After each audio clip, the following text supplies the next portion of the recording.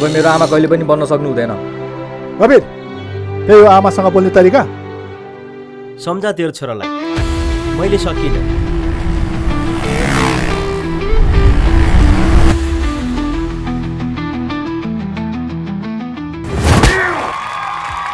जे गर्दा पनि नटेर्ने भयो।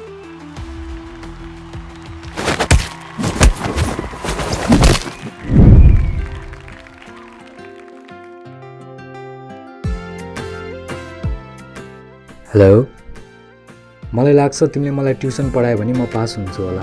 तिमी चाहिँ भोलि बेलुका 4 बजे साँझ पख किताबहरू लिएर आउनु है। यो मेरो जिन्दगी तिम्रै नहो बन्दगी उजाड ग्रीष्म ऋतुपछि हरियाली बोकेर साउन पनि आउँछ।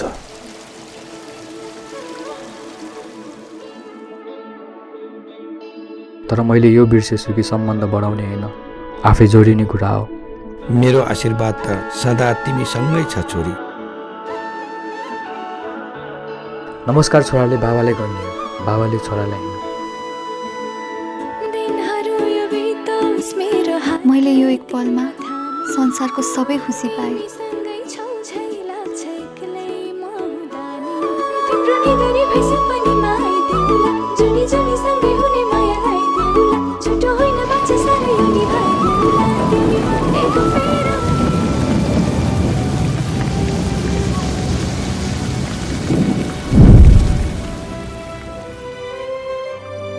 अब म तपाईबाट यति टाढा जानेछु कि कुनै दिन तपाईले खोज्दा पनि तपाईको आवाज मेरो कानसम्म आउने छैन। अब मायाको यही पललाई मात्र लिएर भए पनि म मेरो पुरै जिन्दगी तिम्रो नाम बिताउन सक्छु।